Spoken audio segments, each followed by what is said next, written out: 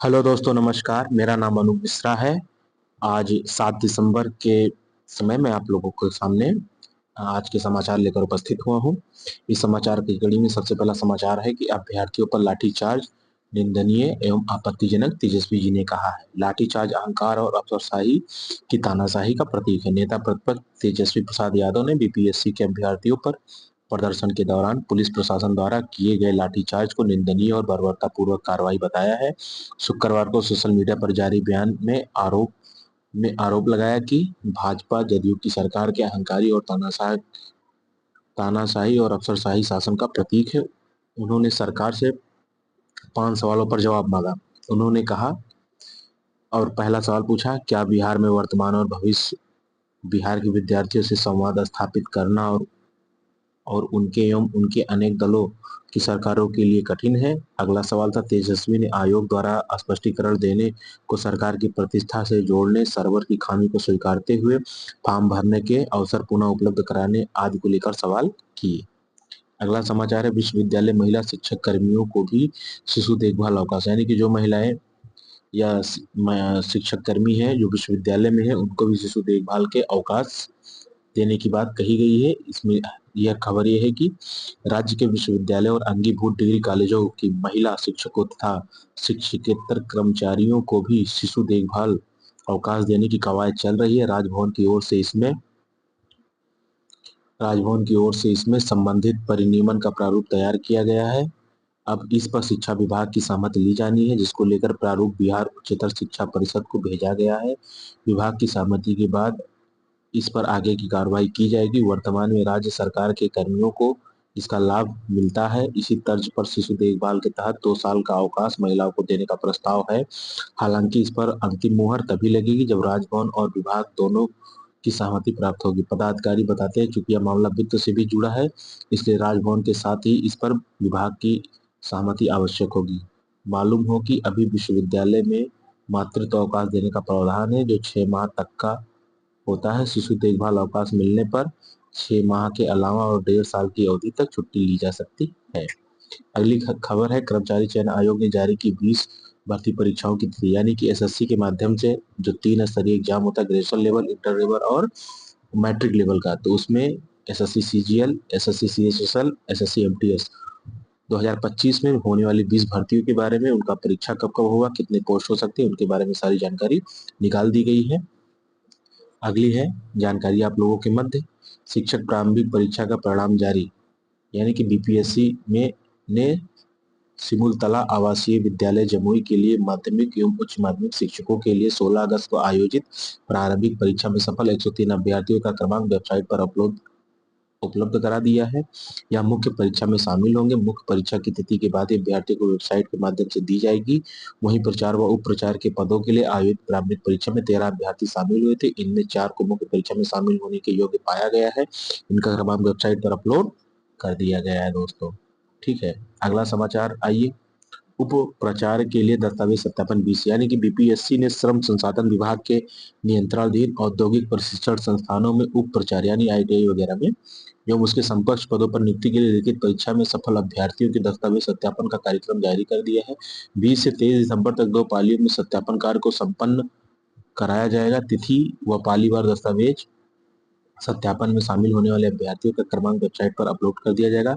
सत्यापन के लिए अनिवार्य दस्तावेज की सूची वेबसाइट पर अपलोड कर दी गई है। वहीं सहायक वास्तुविद लिखित परीक्षा के आधार पर 103 अभ्यर्थियों को दस्तावेज सत्यापन के लिए आमंत्रित किया गया है। अगला समाचार है 70वीं बीपीएससी पीटी का। इसमें लिखा हुआ है कि 13 तारीख को, यानी कि 13 दिसंबर 2024 को दोपहर 12 बजे से 2 बजे तक आपकी परीक्षा आयोजन कराई जाएगी। वहीं कुछ लोग और कुछ बच्चे कल पटना में धरना दे रहे थे, उनके ऊपर लाठीचार्ज हुआ, धक्का मुक्की भी, दौड़ा दौड़ा कर मारा भी गया। ये सब सारी चीजें हैं। और ये भी कहा जा रहा है कि जो खान सर बीपीएससी कोचिंग से संबंधित या हजारों बच्चे जिनके यहाँ पढ़ते हैं, उनको भी कल हिरासत में ले लिया गया और धरना स्थल पर रहमान गुरु भी मौजूद रहे। अब देखिए आगे क्या होता है।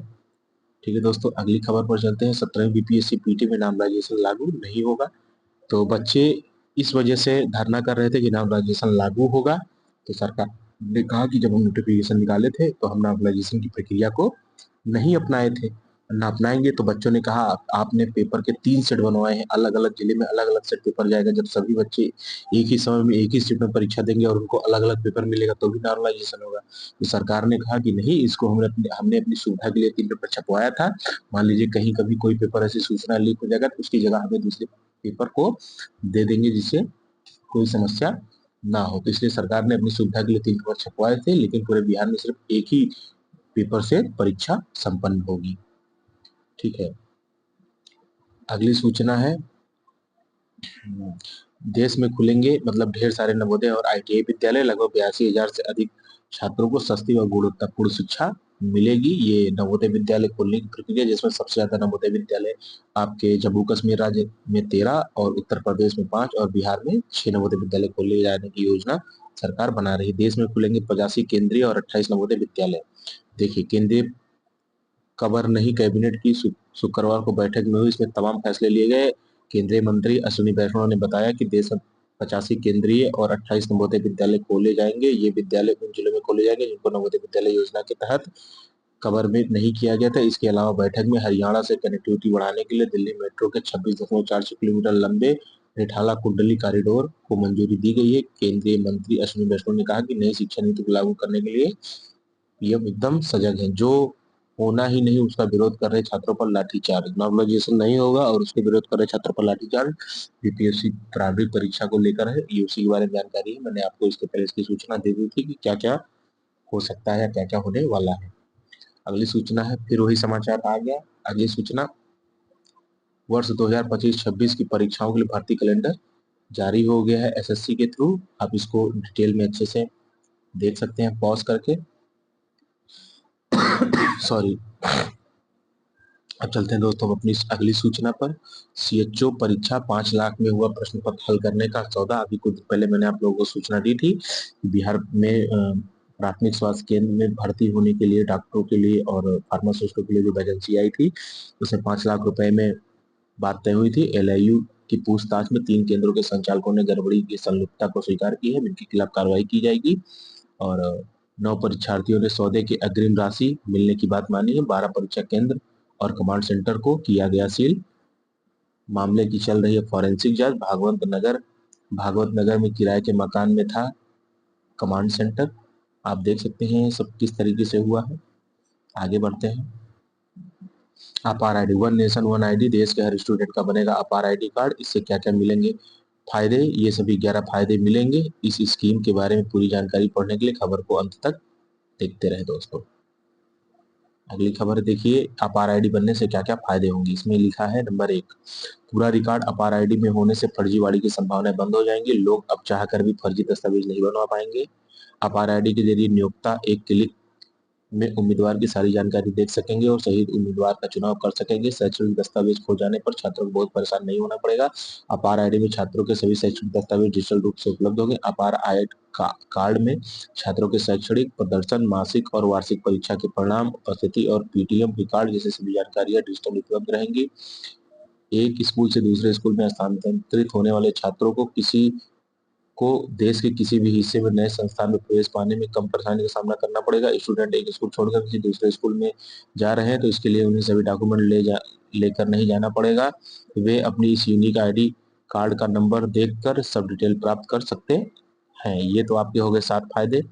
अब इसका जो अगला फायदा है वो ये है, 18 साल पूरे होने पर छात्र का नाम खुद मतदाता पहचान पत्र में शामिल किया जा सकेगा। अपार आईडी की मदद से विद्यार्थियों को क्रेडिट स्कोर मिलेगा। इसका फायदा उन्हें उच्च शिक्षा और नौकरी के समय पर होगा। अपार आईडी कार्ड बनाने के लिए आधार कार्ड जरूरी है। अपार आईडी कार्ड के जरिए एजुकेशनल डेटा की ट्रैकिंग भी की जा सकेगी, जिससे कि फर्जी चीजें रुके।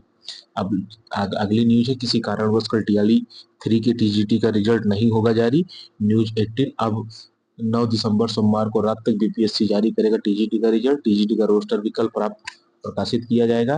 अगली सूचना है आपकी मैट्रिक की वार्षिक परीक्षा 2025 में शामिल होने वाले अभ्यर्थियों के ऑनलाइन परीक्षा फॉर्म के आधार पर उनका द्वितीय डमी कार्ड जारी कर दिया गया है। द्वितीय डमी कार्ड इनका जारी कर दिया गया है। सिर्फ द्वितीय डमी कार्ड में विद्यार्थियों के नाम, उनके माता पिता के नाम, जन्म तिथि में कोई त्रुटि पाई जाती है तो त्रुटि सुधार के लिए विद्यालय के प्रधान लेटर पर हेड पर पत्रांक दिनांक अंकित करते हुए अपने हस्ताक्षर एवं मुहर के साथ ईमेल आईडी इतने पर संगत साख के साथ प्रतिवेदन भेजे। इस प्रकार 3 प्रकार की त्रुटियों में सुधार समिति स्तर पर विधिक निर्णय लेते हुए कृत कार्रवाई की सूचना संबंधित विद्यालय के प्रधान को उनके ईमेल पर दी जाएगी। इन 3 प्रकार की त्रुटियों के अलावा यदि द्वितीय डमी एडमिट कार्ड में लिंग, जाति, दिव्यांगता, धर्म, फोटो, हस्ताक्षर, विषय, राष्ट्रीयता, आधार नंबर या परीक्षार्थी की कोटि में त्रुटि हो तो इसका सुधार किया जाएगा। ध्यान, निष्पादित विद्यार्थी नियमानुसार गणित विषय के बदले गृह विज्ञान एवं विज्ञान विषय के बदले संगीत विषय की परीक्षा में शामिल होते हैं। इस प्रकार यदि डमी एडमिट कार्ड के विषय कार्ड में विषय से संबंधित कोई त्रुटि पाई जाए तो उसका सुधार विद्यालय प्रधान द्वारा किया जाएगा। अगला आपका है इंटर की वार्षिक परीक्षा का द्वितीय डमी कार्ड जारी कर दिया गया है। 12/2024 तक अपलोड रहेगा। द्वितीय डमी कार्ड में विद्यार्थियों का नाम या उनके माता पिता के नाम तथा जन्म तिथि में यदि कोई त्रुटि पाई जाती है, त्रुटि सुधार है तो विद्यालय के प्रधान विद्यालय के लेटर हेड पर पत्रांक दिनांक अंकित करते हुए अपने हस्ताक्षर और मुहर के साथ ईमेल आईडी पर संगत साक्ष्य के साथ प्रतिवेदन भेजे।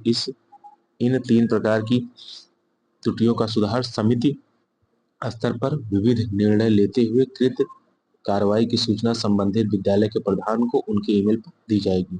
इन 3 प्रकार की त्रुटियों के अलावा यदि द्वितीय डमी एडमिट कार्ड में लिंग, जाति, दिव्यांगता, धर्म, फोटो, हस्ताक्षर, विषय, राष्ट्रीयता, आधार नंबर या परीक्षार्थी की कोट में त्रुटि हो तो इसका सुधार किया जाएगा। इस प्रकार आज के मुख्य समाचार समाप्त होते हैं दोस्तों। तब तक के लिए चलते हैं। जय हिंद, जय भारत, राम राम दोस्तों, जय बिहार।